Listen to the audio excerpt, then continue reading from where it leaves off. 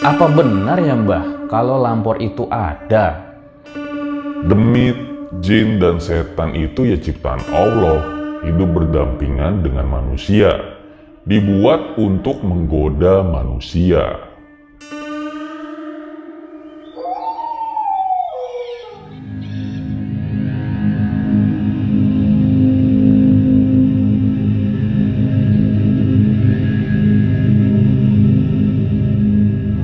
Minggu Misteri, konten terbaru dari RJ5 untuk menemani weekend kalian. Biar gak bosan Om Mamat terus.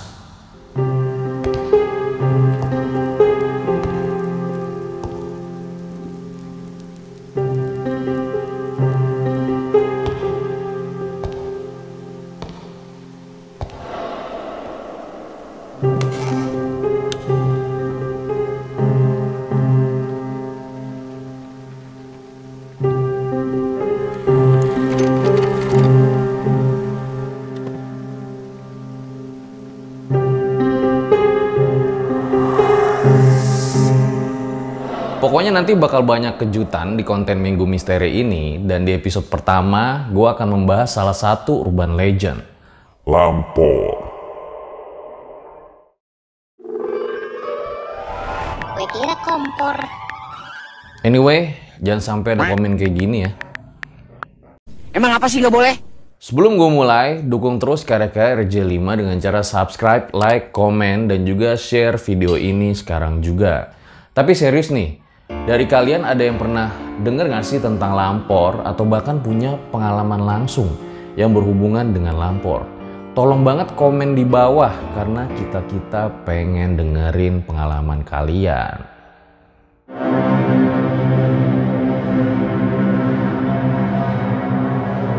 Orang Jawa zaman dahulu mungkin tidak asing dengan istilah lampor.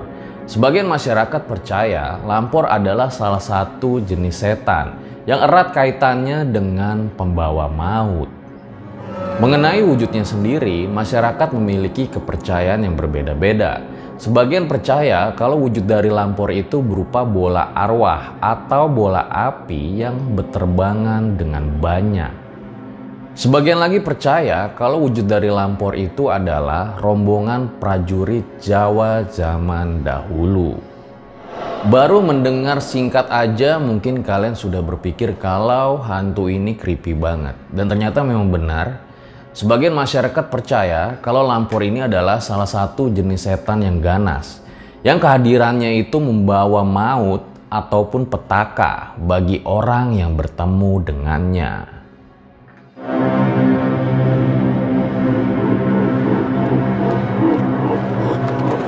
Hantu bernama lampor itu disebutkan kerap kali menimbulkan suara gaduh, mulai dari suara iringan kereta kuda sampai derap kaki pasukan.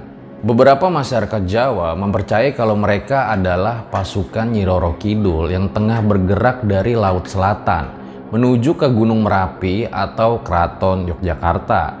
Sebagian lainnya mempercayai kalau lampor itu datangnya bersamaan dengan wabah penyakit. Seorang arkeolog mengatakan kalau isu setan semacam lampor itu sempat marak di Jawa Tengah dan juga Jawa Timur sampai di tahun 1960-an. Hingga akhirnya lambat laun cerita itu mulai redup dengan sendirinya.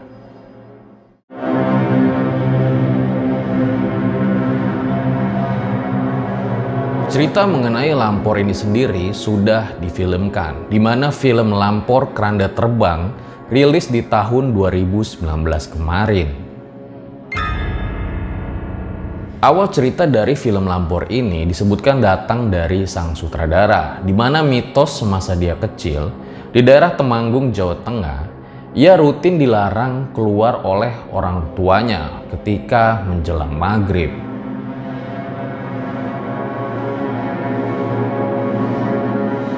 Pada saat itu, ada orang yang meyakini sebuah teror kalau keluarganya itu telah diambil oleh lampor. Dan juga konon katanya, kalau ada orang yang berhasil dibawa oleh lampor, maka ia tidak akan kembali. Dan kalaupun kembali, maka orang tersebut akan menjadi orang gila. Nah, seperti biasa nih guys, kalau nggak ada cerita horor kayaknya kurang afdol. Nah, salah satu tim kita telah menemukan sebuah treat yang berhubungan dengan lampor. Di situ tertulis diposting pada tanggal 2 Februari 2020 oleh Pak D_Beja. Ada tulisan juga based on true story ya. Tapi pas kita mau hubungin sang empunya cerita ini, mau minta izin, terus kalian nanya-nanya terkait tweetnya, tapi tulisannya this tweet is unfilable. Dan pas kita cari ID-nya, tulisannya adalah this account doesn't exist. Gue nggak tahu kenapa, tapi mudah-mudahan aja kita diizinin untuk baca cerita ini. So, gue rasa langsung saja berikut adalah ceritanya.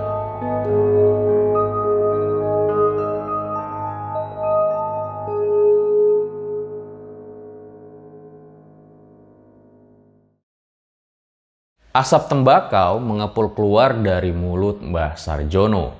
Dia sedang duduk di kursi kayu jati di teras rumahnya. Dan di sini pula lah, biasanya kakek tua itu menghabiskan hari-harinya di teras rumah kayu miliknya.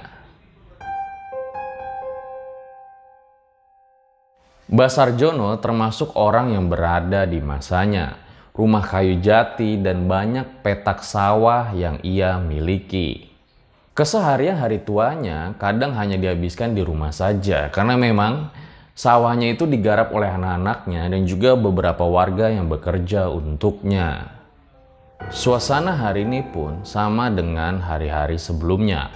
Walaupun panas matahari masih bersinar, namun sejuk bila berada di rumah ini. Karena memang ada berbagai macam bunga dan juga pohon buah di halaman rumahnya, sehingga membuat teduh suasana. Namun sepertinya hari ini ada yang membuat Mbah Sarjono merasa gelisah. Pandangannya menerawang menatap langit-langit. Mbah Sarjono tampak seperti sedang menghitung. Beberapa kali ia menghitung, sepertinya takut ada yang salah. Raut wajah keriputnya terlihat bingung mencemaskan sesuatu. Ti, tolong tutup pintunya. Suara keras Mbah Sarjono dari teras rumah mengagetkan anaknya yang sedang melipat pakaian di dalam rumah. Langsung ia menuju ke depan teras rumah. Ada apa, Pak? Tapi tidak ada jawaban sama sekali dari Mbah Sarjono.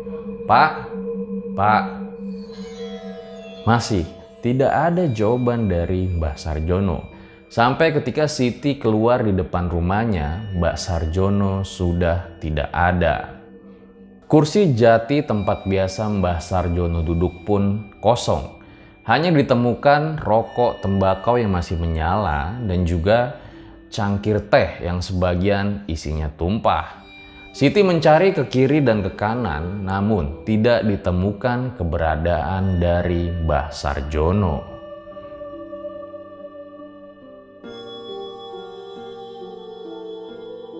Di situ Siti cukup cemas karena biasanya Mbah Sarjono ini kalau berpergian itu selalu meminta izin. Ditambah lagi, Siti menemukan kalau tongkat dari bapaknya itu tergeletak begitu saja di halaman rumahnya. Siti memanggil Mbah Sarjono. Pak, Bapak, tapi tidak ada jawaban. Di saat sedang mencari bapaknya, tiba-tiba saja ada suara yang memanggil Siti. Bule, disuruh ke rumah saya sekarang. Sama tokatnya Mbah, dibawa ya. Ono opo tole? Gak tahu. Mbah Kakung cuma bilang suruh cepat. Setelah semua pintu tertutup, maka berangkatlah mereka ke rumah ponakannya. Dalam perjalanan, pikiran Siti penuh dengan tanda tanya. Takut kalau terjadi apa-apa dengan bapaknya. Akhirnya setelah sampai, tampak seorang kakek sedang berdiri. Dia tampak gelisah seperti sedang menunggu sesuatu. Dari mana aja sih, Pak? Mbah Sarjono tidak menjawab pertanyaan Siti. Cari apa sih, Pak? Kayaknya lagi nyari-nyari sesuatu. Joko, Ti, Joko. Mbah Sarjono tidak menjelaskan apa-apa. Karena kebingungan, Siti langsung masuk ke dalam rumah. Rumah kakaknya yang memang kebetulan sedang sepi. Karena dia dan iparnya belum pulang dari ladang. Jadi supaya kalian nggak bingung, Joko yang dicari-cari sama Mbah Sarjono ini adalah cucu dari Mbah Sarjono yang sekaligus kakaknya Ragil. Memang mereka terpaut jauh. Ragil berusia 8 tahun sementara Joko berusia 21 tahun. Singkat cerita, akhirnya Joko ini pulang ke rumah setelah disusul oleh ibunya ke ladang. Baru aja sampai rumah, tiba-tiba Mbah Sarjono langsung bilang, Cepet mandi nak, jangan kesorean. Sisi rumah pada heran dengan tingkah laku Mbah Sarjono seharian. Mbah Sarjono belum menjelaskan apa-apa sama sekali. Dan dia menyuruh keluarganya untuk berkumpul nanti, terutama cucu pertamanya, si Joko. Setelah semua mandi dan berkumpul, barulah Mbah Sarjono menjelaskan maksud dan tujuannya. Mengapa Joko dan keluarganya disuruh pulang lebih cepat dan berkumpul. Hari ini adalah hari pasaran Joko lahirmu. Intinya jangan sampai kecolongan. Nanti malam jangan ada yang tidur. Tidak lama lagi Ratu Selatan akan punya hajat. Jangan sampai Joko dibawa lampor. Darmo, anak Mbah Sarjono dan istrinya, kaget mendengar perkataan Mbah Sarjono. Mendengar hal tersebut, Joko langsung bertanya, "Apa benar ya Mbah kalau lampor itu ada?" Demit, jin, dan setan itu ya ciptaan Allah, hidup berdampingan dengan manusia, dibuat untuk menggoda manusia.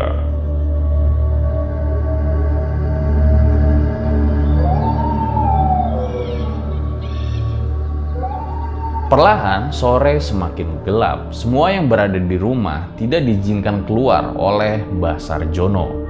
Mbah Sarjono juga menyuruh untuk menutup semua pintu dan juga jendela. Bahkan jendela dan lubang ventilasi pun disuruh ditutup dengan kain agar tidak bisa melihat keluar rumah. Karena hal tersebut, makanya menambah gelap suasana di dalam rumah. Bisa kalian bayangin, di tahun 70-an penerangan belum menggunakan lampu listrik. Hanya lampu teplok minyak tanah yang bisa diandalkan sebagai penerangan ketika malam tiba. Singkat cerita, malam semakin larut dan semuanya masih berkumpul di ruang tamu. Jam dinding sekarang sudah menunjukkan pukul 11 malam. Ragil sudah menguap berkali-kali, namun tidak diperbolehkan tidur oleh Mbah Sarjono. Dan tiba-tiba saja, penerangan di dalam rumah meredup. Padahal lampu teplok masih menyala seperti biasanya.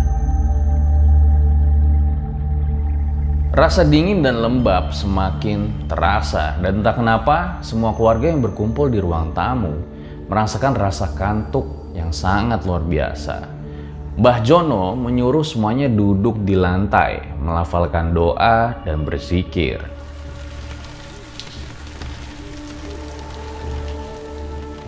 Suara rintik hujan terdengar jatuh di atap rumah. Walaupun hanya gerimis, tetapi mereka dapat mendengarkannya dengan jelas. Setelah suara hujan, tiba-tiba saja lampu teplok pun padam. Dan tidak lama terdengar suara gaduh dari luar rumah. Entah suara apa itu. Intinya seperti suara orang banyak, orang sedang lari, maupun suara gemuruh.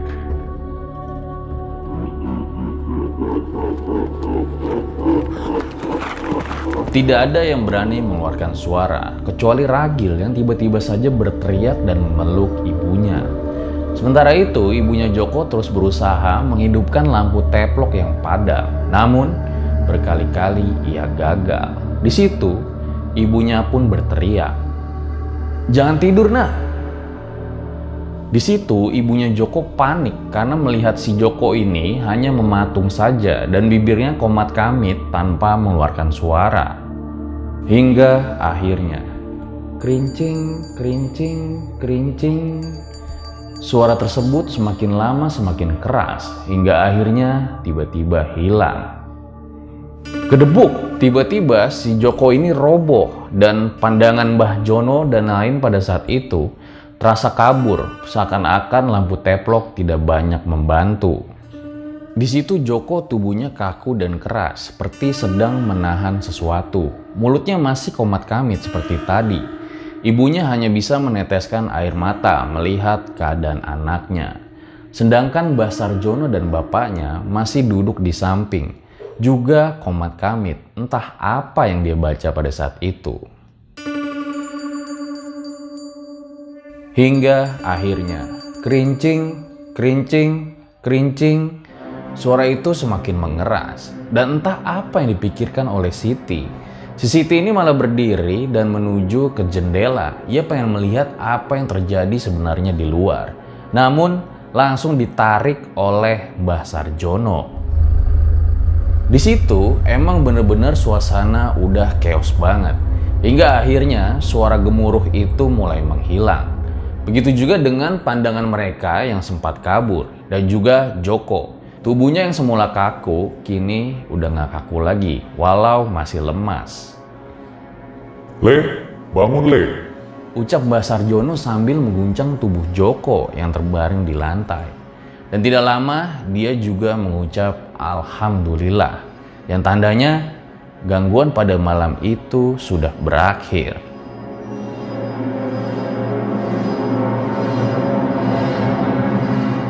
Jadi ini adalah versi Joko pada malam itu. Ketika pandangannya udah mulai kabur, Joko ngeliat ada kabut yang akhirnya membentuk sosok badan besar tinggi, di mana sosok itu menatap Joko dengan matanya yang merah.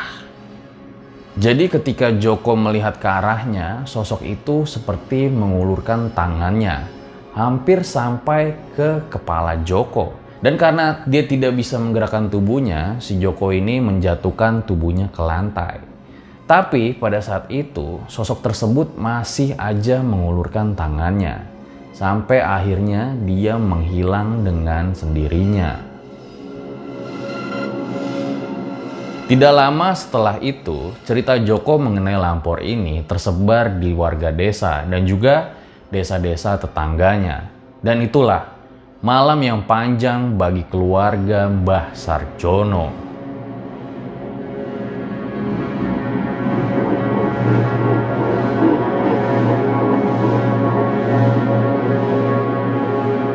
Itu dia guys, Minggu Misteri pertama pada kali ini. Sebuah urban legend yang mana sudah difilmkan pada tahun 2019. Didasarkan pada mitos dan pengalaman sang sutradara sewaktu kecilnya. Gimana menurut kalian? Kira-kira enaknya minggu depan bahas apa lagi nih? Tulis aja komen di bawah. Ku tunggu request dari kalian. So, gue rasa cukup demikian episode Minggu Misteri pada kali ini. Thank you for watching. Jangan lupa dukung terus dengan cara subscribe, like, komen, share video ini sekarang juga. And ciao!